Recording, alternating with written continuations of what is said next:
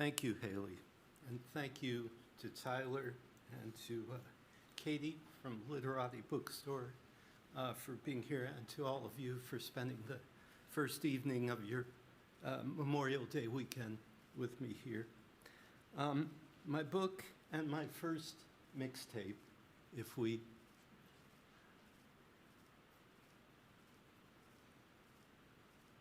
here we go.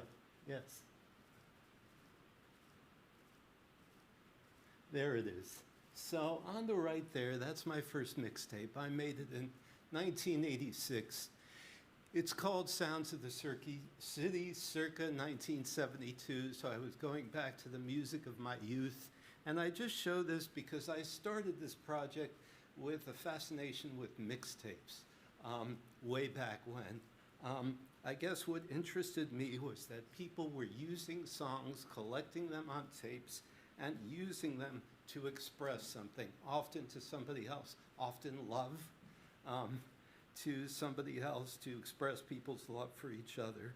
So that was my start with this project, but over time, I expanded to an interest in the history of cassettes, and both as a format of redistributed music, as with mixtapes, and for distributing music. So that's what I'm going to talk about today. And I'm going to begin way back at the beginning of my book, the first substantive chapter, which is magnetic tape, which was invented in the late 19th century, but it didn't really get to be anything at a consumer level until after World War II. And at that time, those of us who were old enough to remember, or at least have some recall, all tape was reel-to-reel, open reel tape. This is before cassettes existed, and open reel tape, and so the tape had to be manually threaded on your machine to get it to play. And this took off like wildfire for studios, because now you could edit tape and you could multi-track and things like that. It was also marketed for home use. It's a little hard to see that illustration on the left, but it's from Life magazine, and it's going through like a lot of articles of those days, the 1,001 uses of magnetic tape, of tape recording, and it talks about recorded books for the blind, family sound albums, classroom lectures on tape, news delivered on tape, so it's quite prescient actually, but these things, most of them were not picked up at the time, and tape didn't do all that well, tape recorders, at a consumer level. You see in the middle there, there's a graph, and that's a graph of tape recorder sales over time. And you see that very flat line at the beginning, and that's the 50s. So that's the reel-to-reel era, and there weren't a lot of tape recorders sold.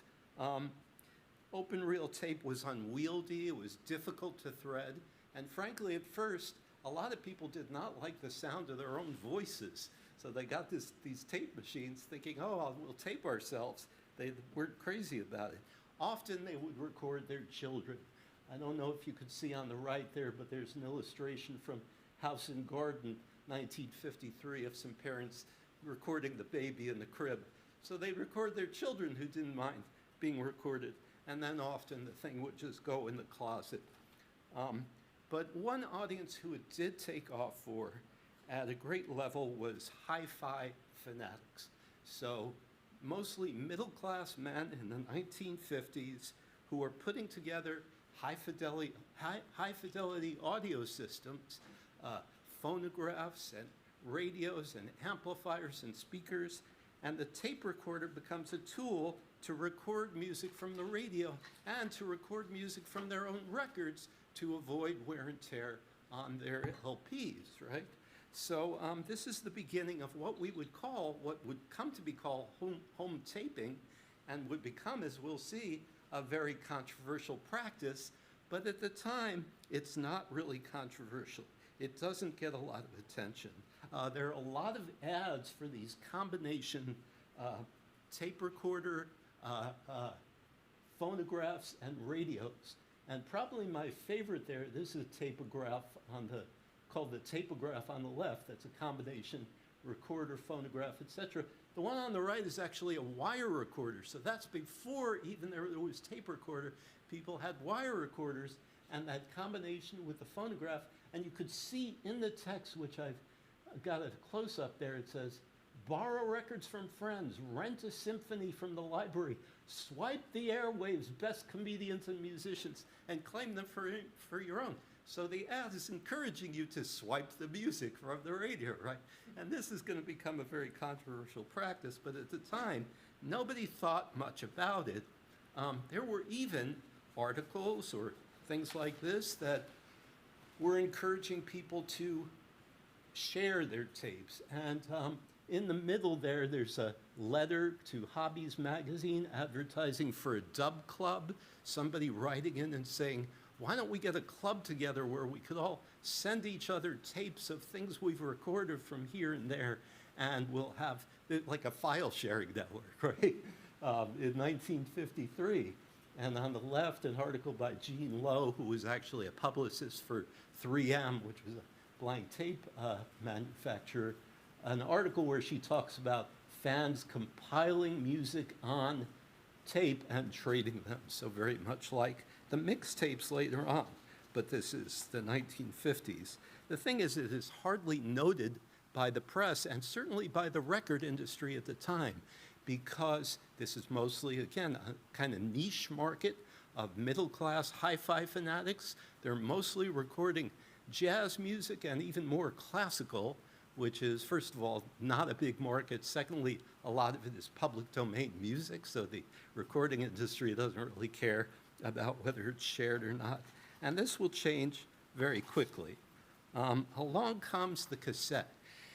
And this is the gist of my book, and this is about 1964. You see on the left there, Lou Ottens, who was the head of the team at Philips, which was in the Netherlands, that first produced the cassette tape.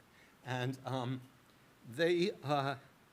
lot of people wonder, what was it made for first? Why did they make a cassette player? What was it intended for? The fact is, from my research, they didn't have any specific use in mind. They just had a lot of potential uses. They knew that a tape in a cartridge could be a popular thing. You see the ad in the middle, which is the Norelco Carrycorder, the very first tape player, also produced by Philips, where it says, perfect for executive, student, doctor, lawyer, plays back all sounds, voice, music. So you could see they're sort of saying this could be used for anything, all sorts of things. One audience that took to it is young kids and tweens. And the thing there is, tweens were a big market back in the 60s for 45 records of top 40 hits. And some of you may remember, I certainly do, going to the local store and buying 45 little 7-inch records of top 40 hits. Well, now all of a sudden, you could get a tape recorder, put on the radio, and just record those songs and not have to go out and spend $1 a piece for them. So that's an important market of first adopters. Pretty soon, a lot of other people start to adopt the cassette. Philips was very clever about marketing.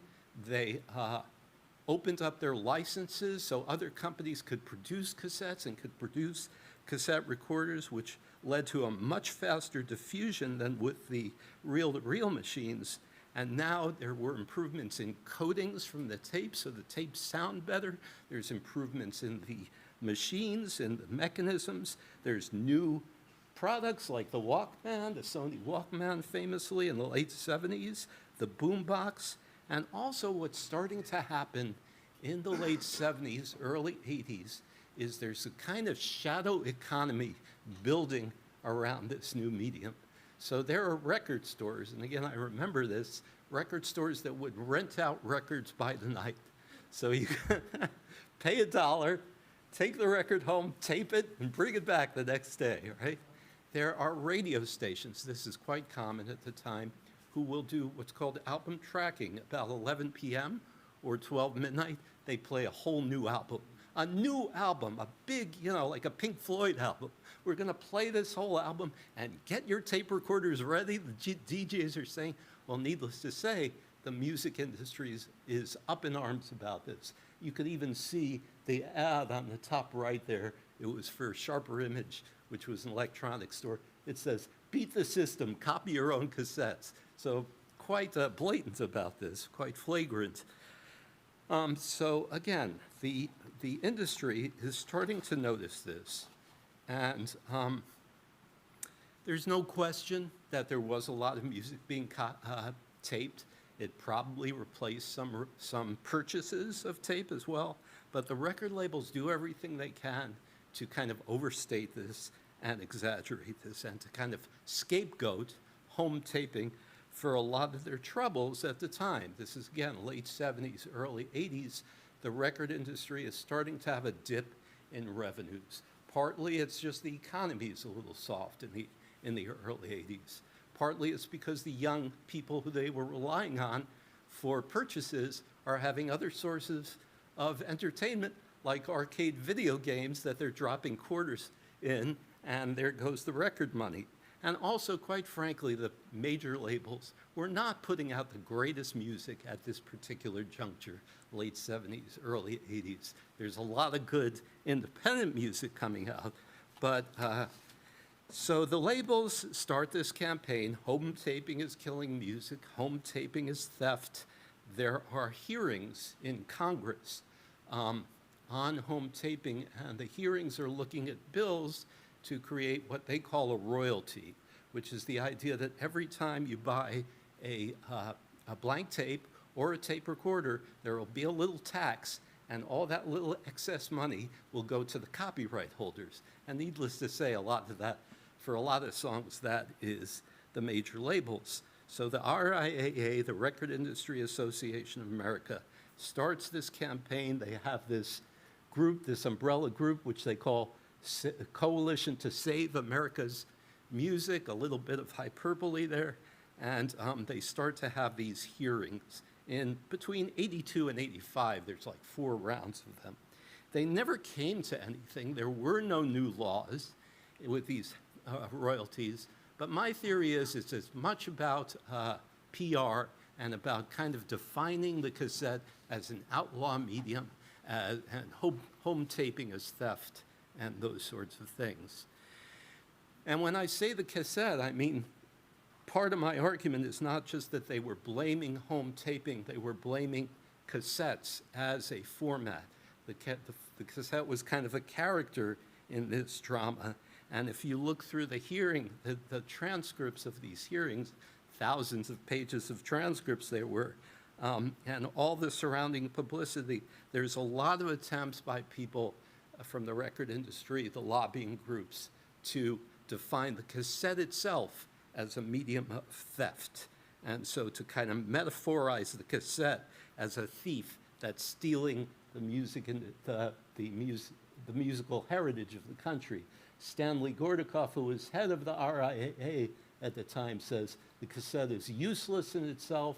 It becomes valuable to its makers and its purchaser only when it comes alive and records our copyrighted music. So the idea that that's all it's good for is taping our music, our copyrighted music. It's a derivative medium. Okay. Now, this is 1982, and here I kind of segue in the narrative of the book, and I say, what else was going on in 1982? Well, as I said, there's some interesting music coming out at the time. Metallica, probably you've heard of them, biggest metal band in the world for a long time. Their very first release was called No Life Till Leather, and it's 1982. And it's a demo tape, but they release it onto the tape trading network in California, where they're located. And it spreads like wildfire, becomes very popular, this bootleg tape, and it's what gets them a record contract so they can become the biggest metal band in the world. Bad Brains, they were a hardcore punk band, right? And from Washington originally, they're located in New York, and they connect with a guy named Neil Cooper, who had a little label called Reach Out International Records, ROIR, which was all cassettes. And they signed a deal with him, so their first release is released only on cassette, and it really sold great for a cassette. It sold something like 100,000 copies, and they became a kind of seminal U.S. punk band. And Rapper's Delight, I kind of cheating here because some of you may know Rapper's Delight. It's the first hip-hop record. It was released on vinyl in 1979. But the reason I put that there is because for about 5 years before that release, there were tapes of hip-hop, and only tapes, circulating on the streets of New York and thereabouts. And that was the kind of informal economy of hip-hop before the formal economy ever comes along. So, you know, the record industry is saying you'd be helpless without our music. The tape industry would be helpless in our music. Some of the most interesting music of the time is actually coming out on tape.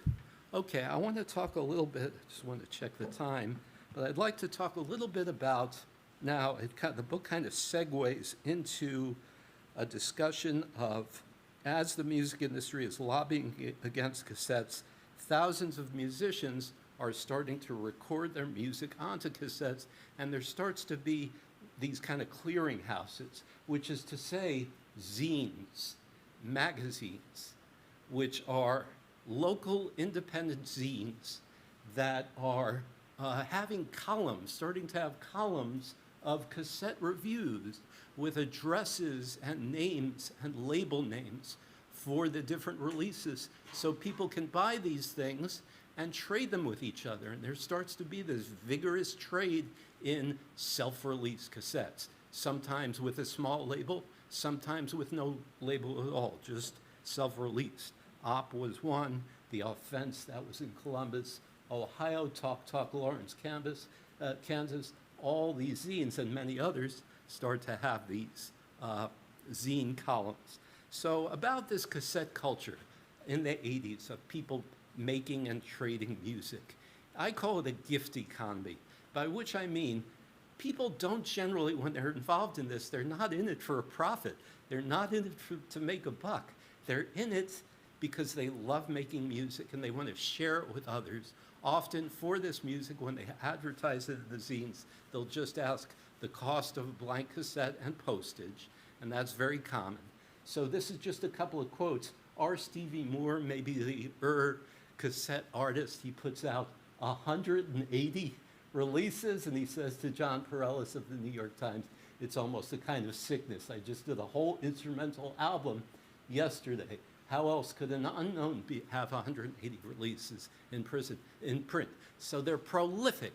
They're incredibly prolific. Martin Newell from Cleaners from Venus, this fantastic British band who sound very much like, if you like XTC, if you like the Soft Boys, that kind of 80s music. Cleaners from Venus is in that mode. And he says to an interviewer, the equation to us was this: how can we make music and get it out there into people's hearts, through our fingers, out of our hearts, through our fingers, into people's ears, without this plethora of parasites, i.e. the music industry, which he didn't much like, getting in the way. There's, in this cover, on all their covers, it says, no rights reserved. If you have money, buy it. If you don't, copy it. So that's an idea of the gift economy of cassette music. Indie music, this touches a lot on indie rock, and some of these names may be more familiar or certainly lead into more familiar worlds. Bruce Pavitt started Sub Pop, so that's a very prominent, even to this day, indie label. Eventually he released Nirvana. But this, in the early 80s, Sub Pop is just a little zine, and he starts putting out alternate issues as cassette compilations.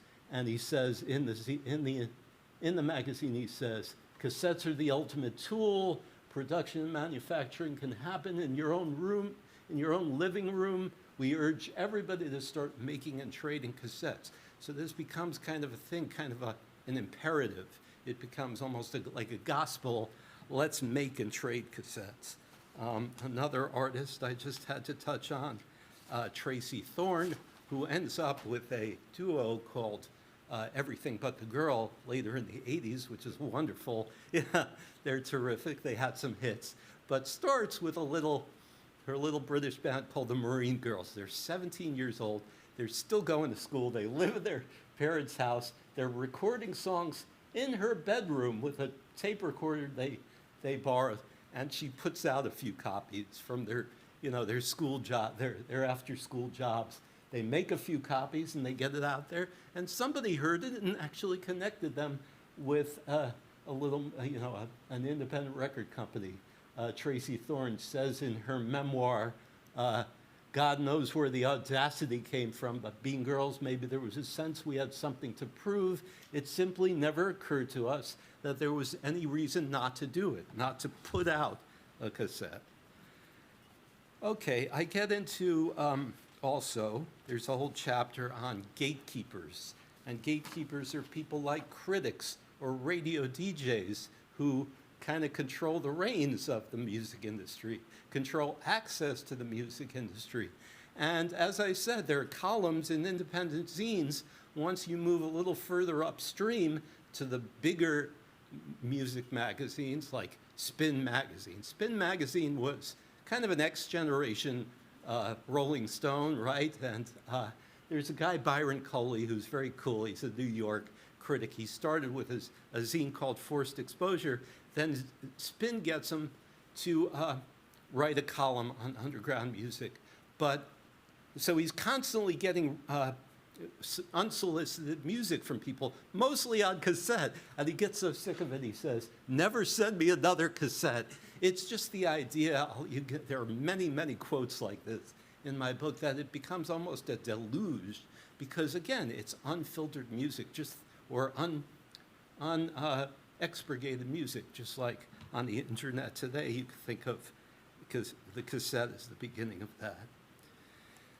Here are some indie acts, and there are many, many of them, who started with self-release cassettes. Probably some of these acts you may recognize, some of them you may love, some of them are still going. But the point is, these and others, they put out cassettes, they got a little attention, then a record company offers them a record contract, and then they go to the record, to vinyl. So there's this whole cassette culture that carries on, but a lot of indie artists, here's what I found, is they go to the world of vinyl when they can, because that's where the opportunities are. Vinyl is the sort of currency of the music industry, and to get stocked in record stores, to get played in radio stations, a band had to be on vinyl or later on CD. But there are artists who stick with the cassette. And I already mentioned Martin Newell. Another is Linda Smith. I still get emails from her because I like a Bandcamp subscriber, and she still puts out music on Bandcamp, but she started with cassettes. And she, people have different reasons for staying with cassette.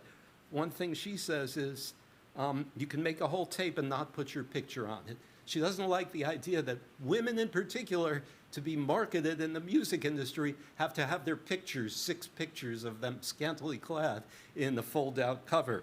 She says, I didn't want to do that, so I released my own cassettes. Martin Newell I love. I go back to him.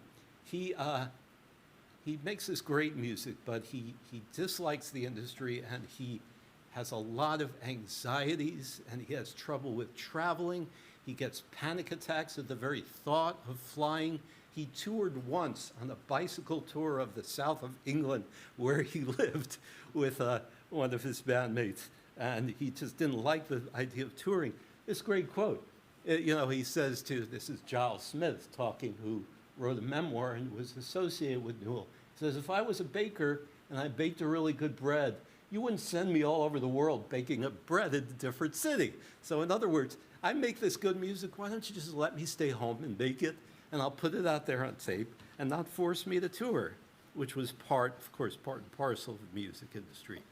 Okay, so just to wrap up, just some thoughts about cassettes and online music, which a lot of people say, well, what are the consequences for all this for now? A couple of things I would say is, people who released music on cassette anticipated, I would say, the internet-based music economy. I've already mentioned Bandcamp, SoundCloud, things like that, where people can post their own music and have it listened to without those sorts of gatekeepers we talked about, even TikTok, obviously, today, and just that idea of bypassing the music industry in a way that is kind of indebted to cassette artists. Another point is that artists still release music on cassette. I don't know if people are aware of this, but it's become sort of fashionable in a way, again, these past 10 or 15 years.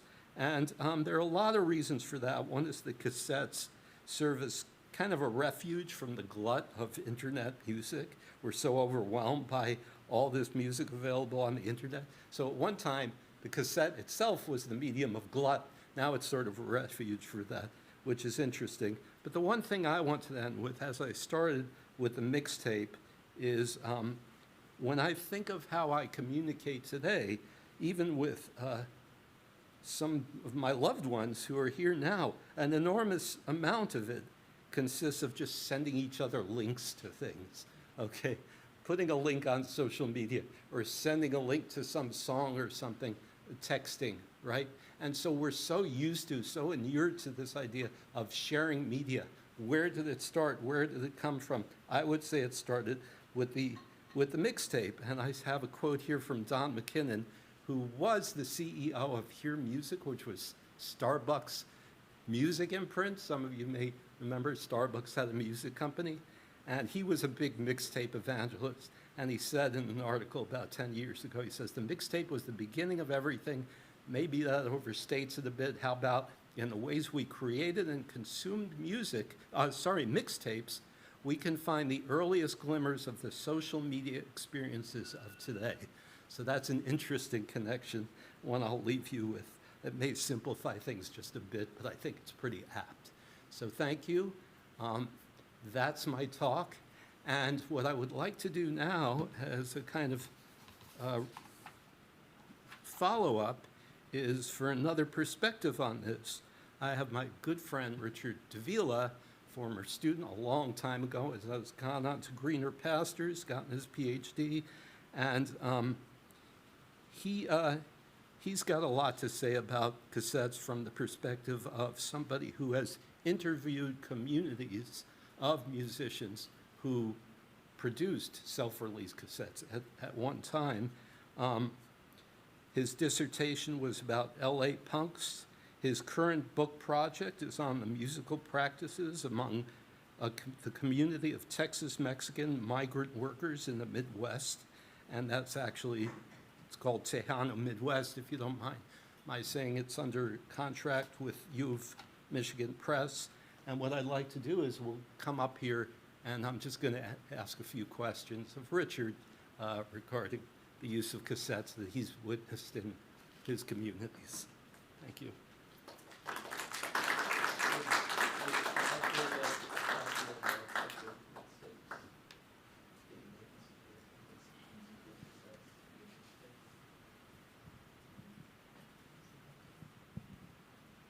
Hello? Great. Hi. Hey. Talk a little bit about your interviews with East LA punk musicians and what role cassettes played in their world. Sure. Before I do that, though, I do want to acknowledge that, as Rob said, I was his student starting about 20 years ago, I think. And the reason why we're here today having this conversation still is that I actually participated in his mixtape study at the time. I think I might show up in the book once or twice, not by name, but I recognize some stories that I told. Okay, so talking though about how punks in Los Angeles were using cassettes. So I was specifically talking to Latino Chicano punks starting in the late 70s. There wasn't a lot of conversation about cassettes at that time, but getting into the early 80s in Boyle Heights, East LA, there was a generation of really young kids, like 12, 13, 14, who were forming bands, and recording on tape. And for them, what that meant was very much like the Marine Girls. They were self-recording these at home, just recording to a boombox essentially in somebody's bedroom or garage. You know, whoever's parents were cool enough to let them practice at home. And there was no real intention to get this music out to a wide audience. These tapes were made very much for their own community, for the punk scene in Boyle Heights and East LA. I don't remember if I talked to people much about a pay structure, like if they were trying to make money off of the tapes. My sense is that the musicians themselves were generally not trying to make money. Maybe they sold the tapes for $1 or $2. But one thing that was interesting is that there were people in the scene who would collect all of these tapes and then go home, pick a couple songs off of each one, record them onto a new tape, and make a compilation of all of these bands from the neighborhood. And then they would go out and sell copies of their compilation that was just songs that they kind of stole from their friends' bands. And I guess the only other thing I would say is that there was no, these weren't, I guess they were demos in a sense, but their demo implies that you're trying to give it to somebody to try to get something in return, like you're trying to advance a career or something. But there was nothing like that. I don't even think they were sending these off to the zines that you mentioned. They stayed very much local, and there was no thought that they would ever convert that into recording to vinyl. If I remember right from reading your dissertation, this was mostly a community, as you say, they were quite young, and they were a little bit shut out from the East LA punk scene that maybe some more prominent Mexican-American musicians were involved in, but they were having like backyard parties and things like that. So it was sort of an underworld, this cassette world of, could you talk about that? Yeah.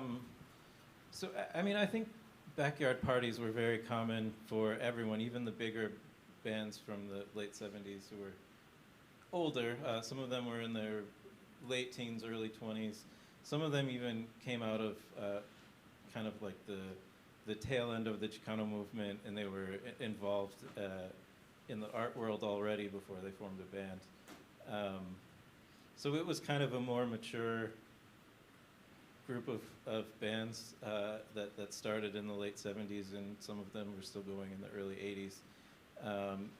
And you know, they played in the backyard sometimes too, or at car shows. But there were also some venues where they would play. But the venues wanted nothing to do with these kids. So they were definitely shut out of the venues because they were too young, too inexperienced. Which in a way it was kind of a lot of the East LA bands felt like they were, the original generation felt like they were shut out of the punk scene in Hollywood, for whatever reason it might be, but then also in turn sort of excluded these kind of bratty kids from their shows as well. So. Something I talk a little bit about, I mentioned that cassettes have made a comeback. People often write nowadays about a cassette revival. In some circles, that wasn't necessary to have a revival because cassettes never went away. And my sense was that for at least some of your interviewees, cassettes never went away. Yes, definitely. And I think that was true for, you know, for these kids in East LA in the early 80s. It stayed true, I think, always in punk communities, in DIY punk communities especially, because, you know, you could talk about the kind of punk explosion in the 90s with bands like Green Day and Rancid and stuff like that, but on a more independent level, tapes were always a big part of it. And even in the early 2010s, I was doing a lot of interviews in South LA, which by that time had become a much higher concentration of Latinos in a neighborhood that had previously been majority African American. So in the scene that existed there, I went out there about 2012, 2013. Even at that time, people were recording. The first recordings they would put out would be on tape, and it would be a demo tape, and there was sort of a progression. You would put out a tape or two, and then maybe somebody would put out a 45 on their very small independent label. And if you were a band long enough, maybe someone would even put out an LP. But that's much more rare. But it always did start with a tape first. Even 10 years ago, and I haven't really kept up with the scene so much since then, but I would presume that that's still kind of the way that it works. Yeah. And SoundScan, which is the company that records music sales at most music stores, or did when there were music stores, recorded 34,000 cassette sales in 2009. 34,000, that's all. And so when they start to come back, and so it's the sense there's a comeback, but that was only because the major labels had dropped them, and some big indies like Sub Pop had dropped them. But a lot of small artists that wouldn't have shown up on SoundScan anyway because they're not selling at Tower Records or whatever. It was more a continuity than a rupture. Yeah. Right. Well, most of these tapes don't have a barcode, so barcode. There's really no way to track sales in a traditional sense. So one other thing I wanted to ask you about is in the migrant communities that you're looking at now, do tapes play a role? I think in a way, yes, but it's sort of a different world. Like Tejano music is dance music; it's meant to be experienced live, and people did record and sell. In the Midwest, people did record and sell some of their music, but that was more so to like add a little extra income to the performance. You could sell a few 45s at a dance or whatever.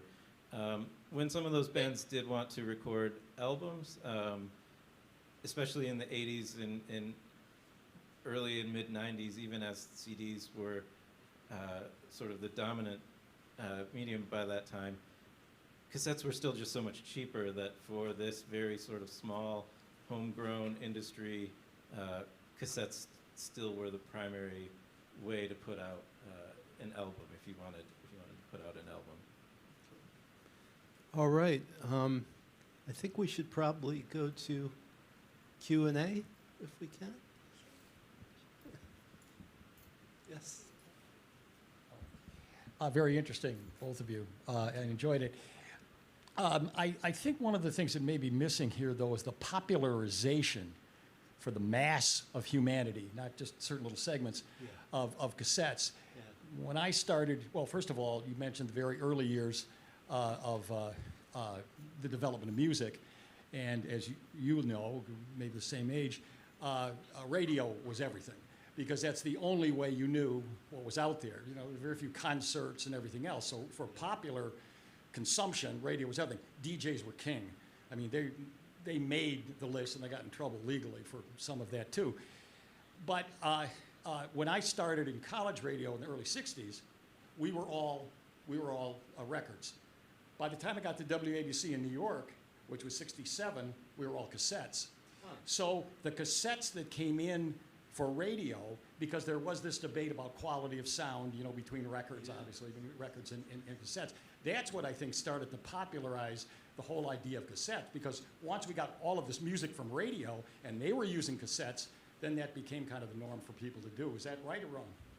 Well, that's this is somewhat new to me. So you're saying that the radio stations received the music on compact cassettes, on like However they received it, they played cassettes. they played cassettes. So they would have Okay. a stack of cassettes maybe that high, and then the disc jockey would signal to the engineer, and he'd just stick it in and play it. And, you know, after that, all of the stations that I was familiar with, TV and radio, used cassettes. A cassette like those over They're there? bigger. They were bigger. Bigger. Okay, a different. I think I know what you're But they were, talking. they were Yeah. exactly the same. Yeah. What? Like a three-quarter tape? Three-quarter tape or I don't know something what- like that. what quarter Yeah. it is, but it, Three-quarters of an inch. yeah, Yeah, I don't, yeah. they were maybe that big. Yeah. Oh, Uh huh. Yeah, because there used to be carts for 30-second ads. Yes, rest, and they used to Yeah. ads too. Right. Right. Carts. Right. They called them, but radio stations. A lot of them hated compact cassettes. The sorts of cassettes I'm talking about, because those things are literally black boxes, right? If you have a 10-song cassette, DJing is all about queuing. So you said in the age of albums, you know, and you could even tell kind of from the look of a cut, you know, how long it would be, this and that. A cassette you couldn't tell. Yeah. But there was a switch too, though, right around that time between AM and FM. And once the radio station started to go to FM, they started, especially overnight, they started playing whole cuts and long, a whole album at Yeah. one time. Yeah. And then you used to make Yeah. about people, recording those. But that changed a lot. Once we got away from the top 10, radio and got into FM, that Yeah. changed. Yeah. Thank you.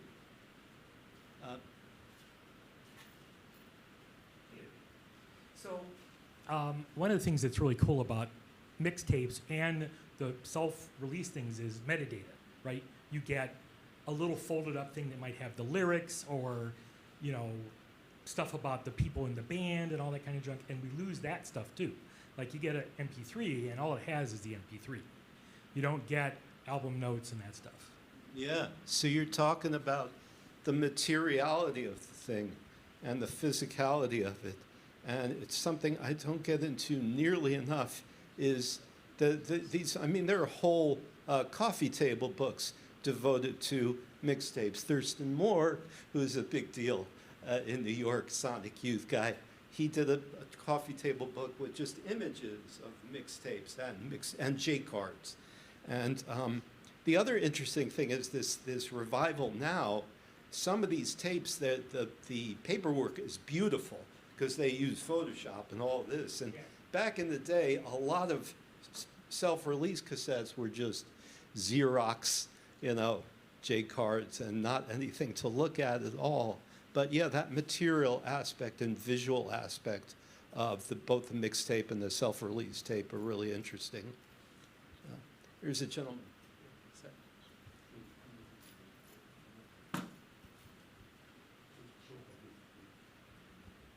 So, sorry I came in late. I had a medical appointment. Sure. But I was involved with a different kind of shareable music going back to the 70s and a different Latino than I think you talked about, Jerry Garcia. So my friends and I did a lot of sharing of tapes from Grateful Dead. Yeah. And in the 70s, we pressed 3 different albums. First we were just all trading tapes. Then we just got the yellow pages and looked up in New York City who was going to press the vinyl. They didn't ask us any questions, although the guy who did it knew what it was. And the Grateful Dead kind of encouraged that. I mean, they, encouraged people in the audience with microphones and all that. Recently I saw one of the albums, we called it Nights of the Living Dead, one of them, homage to Romero's film. I saw that on eBay for $300. Oh, wow. So Oh, wow. it cost us $1 a record, and we sold them for $3. And we would follow the Grateful Dead around whenever they were on the East Coast, in D.C., in New York, Boston, Buffalo, and we wouldn't sell any albums when people were going into the concert. Nobody wanted to buy any, but coming out, basically as fast as we could make change, we sold the albums. Yeah. Well, I wish we had a couple hours to talk about this because that is amazing. And so you were involved in the bootlegging world and bootleg albums. My first business. Yeah, and that's wonderful. And of course, with the dead, as I'm sure you know, it becomes, at some point, it becomes taboo to sell those things because the tape trading network of dead fans is kind of, oh, we're just going to trade. And Relics magazine, where way before the internet, people are listing, you know, oh, I have this tape of, you know, 622.76, and I'm willing to trade it with a 623.76 at the Nassau Coliseum or whatever, but never selling. Oh my God! But back in the day, of course, in the great era of bootlegs, the Great White Wonder, that's a Dylan tape bootleg. But those days of the 60s and early 70s, I imagine there was a pretty penny to be made. Well, we bought our first stereo that we shared. Yeah.